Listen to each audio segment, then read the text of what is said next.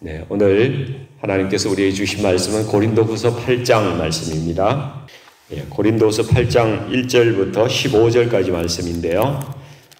제가 가진 성경은 신약성경 293페이지에 있습니다. 네, 성경을 다 찾으신 줄 알고 같이 합독하겠습니다. 형제들아, 하나님께서 마게도냐 교회들에게 주신 은혜를 우리가 너희에게 알리노니 환난의 많은 시련 가운데서 그들의 넘치는 기쁨과 극심한 가난이 그들의 풍성한 연보를 넘치도록 하게 하였느니라. 내가 정언하노니 그들이 힘대로 할 뿐 아니라 힘에 지나도록 자원하여 이 은혜와 성도 섬기는 일에 참여함에 대하여 우리에게 간절히 구하니 우리가 바라는 것뿐만 아니라 그들이 먼저 자신을 주께 드리고 또 하나님의 뜻을 따라 우리에게 주었도다. 그러나 우리가 디도를 권하여 그가 이미 너희 가운데서 시작하였은즉 이 은혜를 그대로 성취하게 하라 하였노라. 오직 너희는 믿음과 말과 지식과 모든 간절함과 우리를 사랑하는 이 모든 일에 풍성한 것 같이 이 은혜에도 풍성하게 할지니라. 내가 명령으로 하는 말이 아니요 오직 다른 이들의 간절함을 가지고 너희의 사랑의 진실함을 증명하고자 함이로라. 우리 주 예수 그리스도의 은혜를 너희가 알거니와 부요하신 이로써 너희를 위하여 가난하게 되심은 그의 가난함으로 말미암아 너희를 부요하게 하려 하심이라. 이 일에 관하여 나의 뜻을 알리노니 이 일은 너희에게 유익함이라. 너희가 1년 전에 행하기를 먼저 시작할 뿐 아니라 원하기도 하였은즉 이제는 하던 일을 성취할지니 마음에 원하던 것과 같이 완성하되 있는 대로 하라. 할 마음만 있으면 있는 대로 받으실 터이요 없는 것은 받지 아니하시리라. 이는 다른 사람들은 평안하게 하고 너희는 곤고하게 하려는 것이 아니요 균등하게 하려 함이니 이제 너희의 넉넉한 것으로 그들의 부족한 것을 보충함은 후에 그들의 넉넉한 것으로 너희의 부족한 것을 보충하여 균등하게 하려 함이라. 기록된 것 같이 많이 거둔 자도 남지 아니하였고 적게 거둔 자도 모자라지 아니하였느니라. 아멘. 오늘 고린도후서 8장 말씀을 가지고 남지도 모자라지도 않는 삶, 이런 제목으로 말씀을 나누기를 원합니다. 여러분, 바울은 이 복음 전하고 또 교회를 세우고 이런 사역만 한 것이 아니라 구제 사역에도 매우 큰 관심을 기울였다는 것을 이 말씀을 보면 알 수가 있습니다. 고린도후서 8, 9장이 보니까 예루살렘에 있는 성도들이 아주 심한 흉년 때문에 그 기근 중에 있었어요. 아주 어려움 가운데 있을 때에 이 이방 지역에 개척된 교회들이 연보를 해서, 연보라는 건 구제헌금을 말씀하는 것입니다. 그들을 돕는 일을 바울이 이렇게 추진을 하고 있는 것이 나옵니다. 바울이 이 구제헌금 사역에 열심을 내는 이유가 한 두 가지 정도가 있을 것 같아요. 한 가지는 하나님 말씀에 순종해서 주 안에 있는 형제 자매를 돕는 것이죠. 그리고 또 하나는 이 이방 교회들의 헌금을 통해서 예루살렘 지역에 있는 이 유대인이나 각 도처에 깔려 있는 이 유대인 성도들을 하나로 이렇게 화합하려고 하는 것이죠. 그래서 한 마음 되게 해서 진정한 형제로 화평케 하고자 그러한 뜻을 가지고 열심히 이렇게 구제사역을 한 것으로 보아야 합니다. 오늘 본문에 보니까 마게도냐 교회들이 힘을 다해서 이 연보를 해가지고 예루살렘 성도들을 도왔다는 사실을 알 수가 있습니다. 이 바울이 고린도후서를 쓰기 1년 전에 이 고린도 교회에도 동일하게 바울이 이렇게 연보를 부탁한 것이죠. 고린도 교회가 당시에 그렇게 자기들도 연보하고 이렇게 구제헌금해서 돕겠다 이렇게 자원하는 마음이 있었는데 그 후에 보면은 이 거짓 교사들이 일어나서 바울을 막 음해하잖아요. 음해하는 말을 막 하니까 이 사람들이 의심을 한 거예요. 혹시 이 바울이라는 사람이 우리 돈을 속여서 빼앗으려고 하는 것이 아닌가? 이런 이제 의심을 막 하는 거죠. 사람들이 막 헌금에 대해서는 의심을 특히 많이 하지 않습니까? 그래서 그동안에 구제 헌금의 열매가 없었다는 거예요. 고린도 교회에. 근데 이제 오해가 풀리고 그 모금의 결실을 거둘 때가 되었다는 것입니다. 그래서 이제 마게도냐 교회에도 교회가 이렇게 연보를 이렇게 힘에 지나도록 이렇게 했다는 것을 이제 고린도 교회인들한테 설명을 하면서 고린도 교회도 이제 이것을 완성해 달라고 부탁과 권면을 하는 그러한 내용이 이제 오늘 말씀의 그러한 핵심 내용이 되겠습니다. 여러분, 요즘 러시아하고 우크라이나 전쟁으로 인해서 유럽의 이게 곡창지대가 다 이렇게 묶여버리고 또 물류도 막혀가지고 앞으로 세계에 식량 위기가 올 것이라고 사람들이 많이 우려하고 있습니다. 근데 여러분, 지금도 통계에 의하면요, 세계 식량의 절반은 남아서 쓰레기통에 버려지고 있대요. 그래서 10억 명은 지금도 굶주리고 있고요. 20억 내지 30억에 해당되는 인구는 영양실조 상태에 있다고 합니다. 지구상에서 일어나는 이런 불균형, 이게 먹을거리의 그 불균형, 또 이 식료품을 폐기하는 이 현실을 늘 이 다큐멘터리 영화로 찍어서 고발하고 이러하는 사람들이 있어요. 이 사람들이 무엇을 먹고 어떻게 분배할 것인가, 이런 책을 이렇게 출판한 것이 있습니다. 그래서 이 책에 보면은 이들 우리가 적게 버리고 또 고기를 적게 먹고, 육류, 그죠?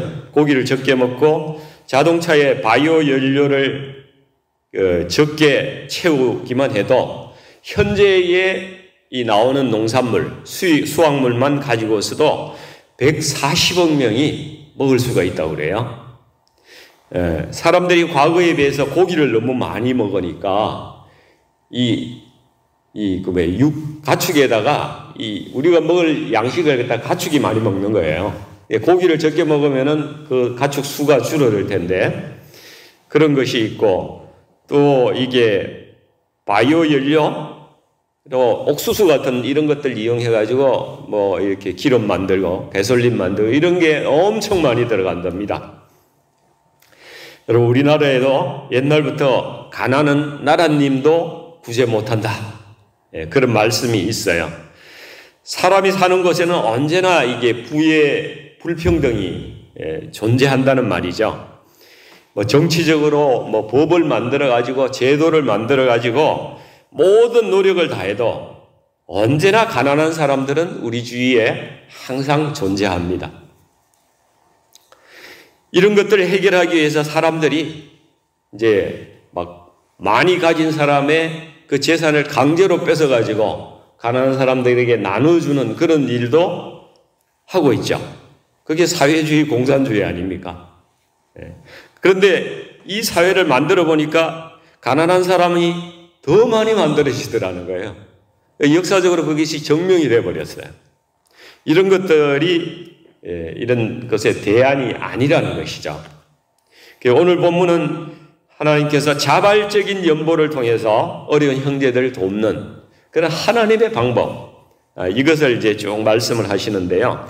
오늘 짧은 시간이긴 하지만은 오늘 말씀을 통해서 우리 그리스도인들이 물질을 어떻게 사용해야 되는가, 물질 사용에 대해서 하나님의 뜻이 무엇인가, 이것을 한번 알아보려고 해요. 여기 말씀에 헌금을 어떻게 해야 하는가, 이런 이제 말씀들도 많이 나오지만은 그것은 너무나 많은 또 이렇게 말씀이 있기 때문에 여러분 또 보시면 될 것 같고, 제가 이제 어떤 물질 사용에 대한 하나님의 뜻이 무엇일까, 이런 관점에서 한번 말씀을 드리고자 합니다. 여러분, 오늘 말씀에도 15절 말씀에 나와 있지만은 출애굽기 16장 18절에 광야에서 이스라엘 백성에게 만나가 내렸는데, 그 출애굽기 말씀에 보면은 오멜로 데워 번져, 오멜이라는 게 이게 돼 있지 않습니까? 쌀 이게 되는 이 통, 우리 어릴 때 보면 이런 약간 나무로 만든 통 하나 있었어요. 쌀을 이렇게 퍼가지고 이렇게 주는 거요. 그런 것입니다. 되로 되어 본 적 많이 거둔 자도 남음이 없고 적게 거둔 자도 부족함이 없이 각 사람은 먹을 만큼만 거두었더라 이렇게 말씀하고 있어요. 이 많이 거둔 사람은 부족한 사람에게 이렇게 나눠줬다는 거예요. 그래서 자기 먹을 만큼 균등하게 가지도록 백성들이 스스로 알아서 이렇게 나눴다는 거예요. 이렇게. 예. 누가 그렇게 시켜서 한 게 아니고 스스로들 이렇게 나눠서 이렇게 고르게 균등하게 해서 먹을 것을 가졌다는 것이죠. 많이 거둔 사람이 부족한 사람에게 나눠주는 것은 이스라엘 백성들이 원래 뭐 착하고 딴 사람에 대한 동정심이 많아서 그렇게 했을까요? 그렇지 않다는 거예요. 예, 그렇지 않습니다. 그 다음 날이 되면은 이 만나에 어떤 일이 생기는가 하면 벌레가 생겨요. 남은 거는 벌레가 생기고 냄새가 나요. 남겨봐야 똥 되는 거예요. 똥. 예, 쓰레기 되는 거죠. 그러니까 남겨봐야 쓰레기 처리해야 되니까 얼마나 귀찮아요. 그러니까 있는 거 그냥 다 나눠주는 거예요. 만약에 말입니다. 그 다음 날까지 만나도 보관했다가 먹을 수가 있었다면은 아마 이스라엘 백성들 이게 나눠주지 않았을 것 같아요. 우리 사람들의 본성이 그렇거든요. 여기 하나님의 메시지가 있는 겁니다. 자기에게 꼭 필요한 재물, 그죠? 그거 외에는 가지고 있어봐야 벌레 꼬이고 냄새 난다는 거예요. 그래서 재산을 타면서 싸움 나기도 하고 범죄가 일어나기도 하고 나중에 그 자식들 간에 유산 상속 막 일어나서 의의가 상하고 아주 냄새나고 그냥 벌레 꼬이는 일들이 많이 생기게 마련이라는 겁니다. 그래서 하나님께서 너희들 소유하려고 욕심부리며 살지 말고 필요한 것 중심으로 너희가 필요한 것만큼만 가지고 그렇게 살라 이렇게 말씀하시는 겁니다. 내가 필요한 것 외에는 쓰레기 되기 전에 가난한 사람들, 그 필요한 사람들을 도와서 그들이 살게 하라는 말씀입니다. 이것이 하늘에 보물을 쌓아두는 그러한 방법이라고 주님께서 말씀하시잖아요. 잠언 30장, 그 아굴의 잠언인데요. 여기에도 이런 말씀이 나오잖아요. 나를 가난하게도 마옵시고 부하게도 마옵시고 오직 필요한 양식으로 나를 먹이시옵소서. 혹 내가 배불러서 하나님을 모른다 여호와가 누구냐 할까 하오며 혹 내가 가난하여 도둑질하고 내 하나님의 이름을 욕되게 할까 두려워함이니이다. 여러분 잠언은 우리에게 이렇게 권고합니다. 남지도 않고 모자라지도 않는 삶이 가장 지혜롭고 복된 삶이라는 것입니다. 여러분 그 탤런트 차인표 신혜라 씨 부부 있지 않습니까? 제가 어느 날 TV를 보는데 그 부부의 이야기가 나오는 거예요. 그래서 유심히 재미있게 봤는데 이 신혜라 씨는 집안 정리의 달인이더라고요. 그렇게 그냥 집안의 정리를 정말 잘해요. 그래서 많은 사람들이 와서 이 신혜라 씨한테 배우려고 막 찾아오고 그러더라고요. 근데 이분이 보니까 꼭 필요한 것 말고는 아주 잘 버리는 거예요. 그리고 다른 사람에게 잘 나눠주는 거예요. 자기한테 필요 없는 거는 남는 거 이런 거. 또 기념으로 남기고 싶은 것들도 있을 거 아닙니까? 트로피, 메달 이런 게 엄청나게 많은데 이거 다 사진으로 딱 찍어가지고 자기들 기념으로 딱 남기고 나머지 다 버리는 거예요. 딱 하나 남겨놓고 다 버렸어요. 여러분 다른 사람들이 이 집에 가서 보니까 깜짝 놀랄 정도로 아주 심플한 그러한 삶을 산다는 것을 보고 놀라는 거예요.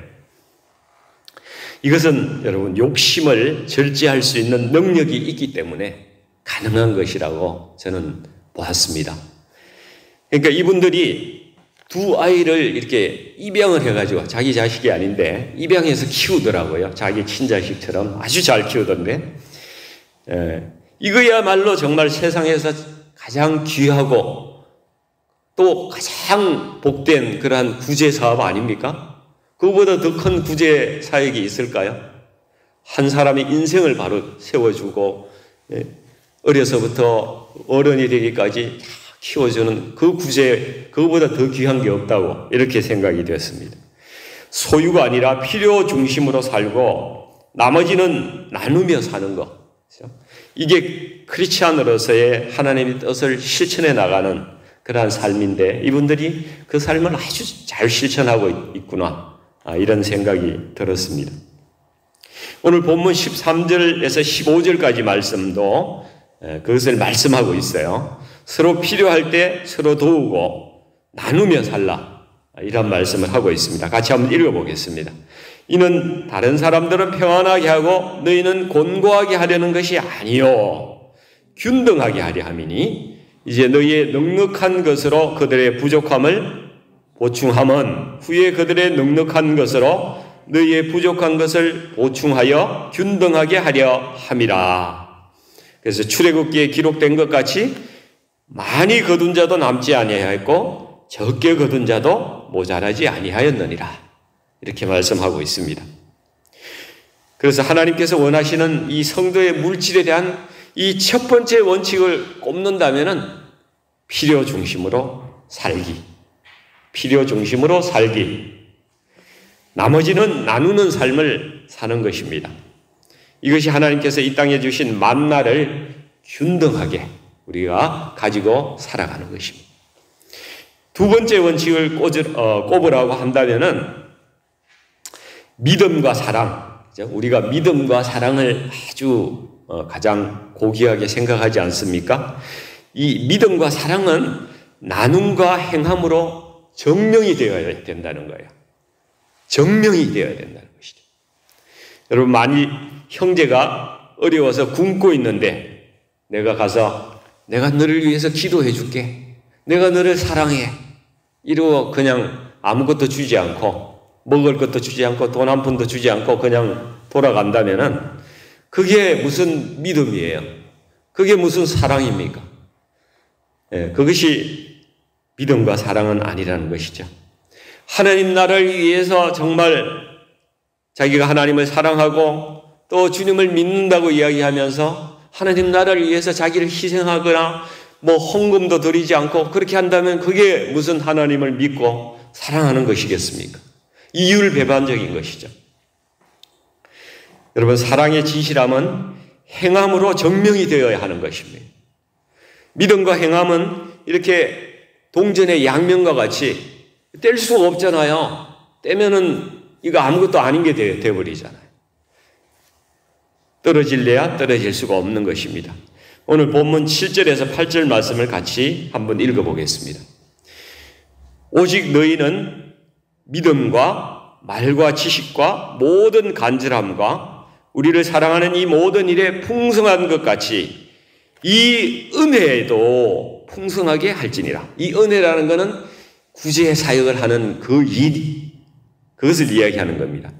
그래서 믿는다고 말과 지식과 간절하고 사랑하는 이 일에 너희가 풍성하다면은 이 은혜, 이 행함에도 너희가 풍성하게 할지니라. 이렇게 말씀하고 있습니다. 이것이 내가 명령으로 하는 것이 아니라 오직 다른 이들의 간절함을 가지고 너희의 사랑의 진실함을 증명하고자 함이로다. 너희의 사랑의 진실함을 증명하고자 함이로다. 이렇게 바울이 이야기를 하고 있습니다. 그래서 이 우리의 물질에 대한 두 번째 원칙은 행함으로 증명하라. 그 말씀이 되겠습니다. 세 번째 원칙은 나의 모든 소유는 주님의 것이라는 고백과 헌신이 먼저 있어야 된다는 것이죠. 이 고백이 있는 사람은요, 이 연보도 풍성하게 합니다. 그리고 자발적으로 드릴 수가 있습니다. 마게도냐 성도들이 보면은 극심한 가난 가운데서도 풍성한 연보를 했다고 말씀하고 있죠. 그리고 힘에 지나도록 자원하여 연보를 했다고 말씀합니다. 이 힘이 어디에서 나오는 것입니까? 먼저 자신을 다 주님께 드렸기 때문이라고 3절에서 5절 말씀이 이것을 증명해 줍니다. 같이 한번 읽어보겠습니다. 내가 정언하노니 그들이 힘대로 할 뿐 아니라 힘에 지나도록 자원하여 이 은혜와 성도 섬기는 일에 참여함에 대하여 우리에게 간절히 구하니 우리가 바라던 것뿐 아니라 그들이 먼저 자신을 주께 드리고 또 하나님의 뜻을 따라 우리에게 주었도다. 이분들은 하나님의 은혜가 너무나 크고 감사했기 때문에 자신을 다 주님께 드리고 우리에게 헌금할 수 있는, 그 형제들을 구제할 수 있는 그러한 기회를 우리에게 주십시오. 우리가 헌금하고 싶습니다. 오히려 이렇게 구했다는 것입니다. 그래서 하나님의 뜻을 따라서 헌금을 해서 바울에게 주었다는 것이죠.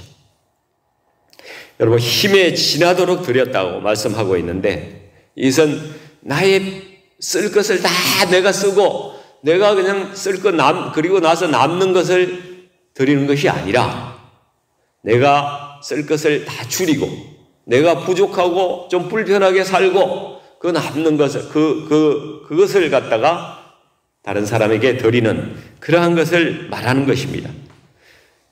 생활비 1,000불로 우리가 빡빡하게 빠듯하게 살고 있는 분이 거기서 한 200불을 빼가지고 더 빠듯하게 살면서 그것을 다른 사람을 위해서 드렸다는 것이 이 마게도니아 성도들이 한 일이라는 것입니다.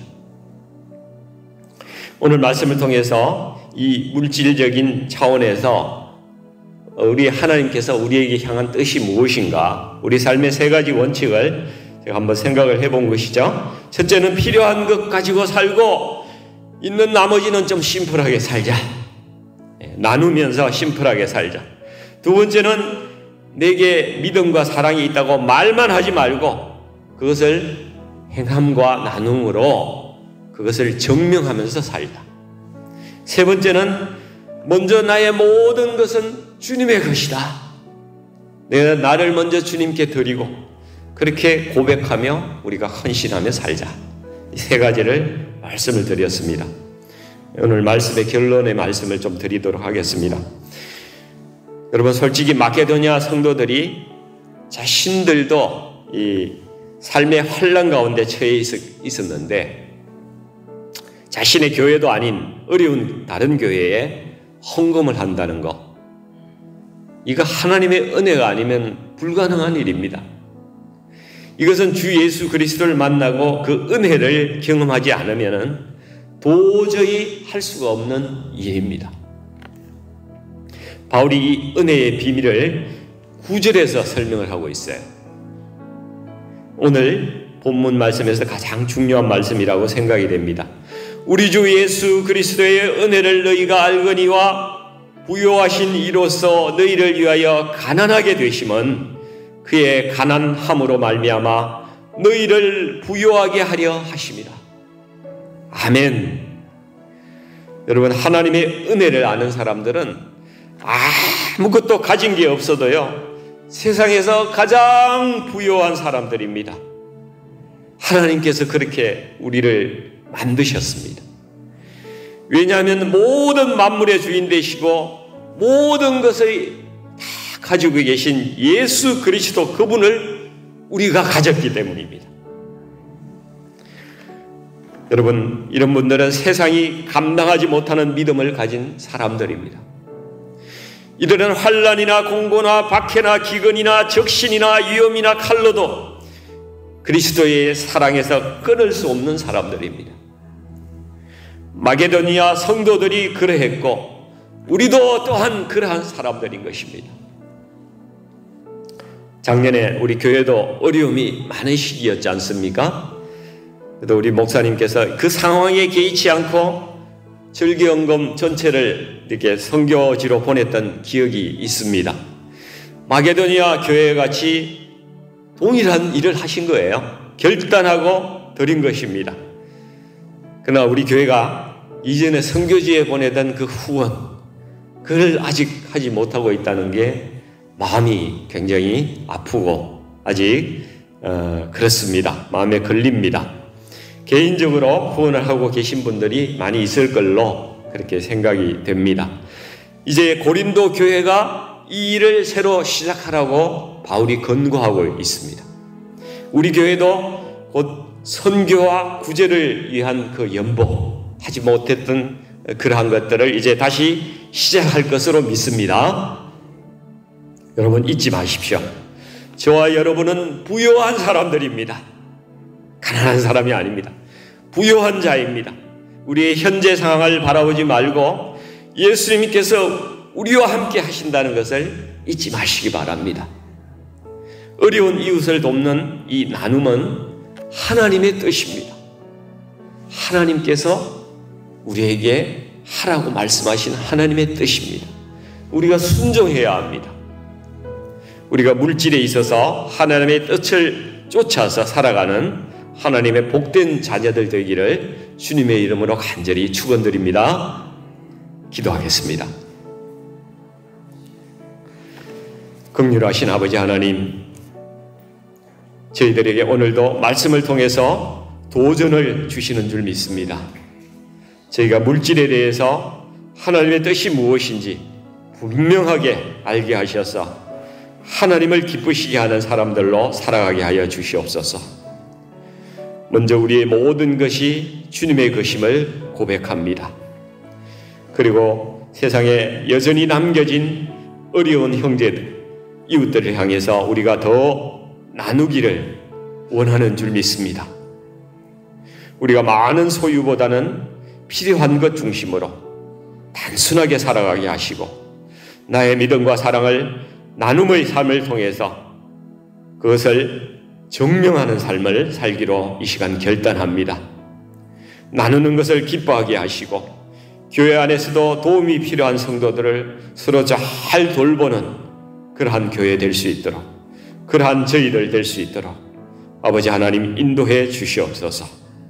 예수님의 이름으로 감사하며 기도하옵나이다. 아멘.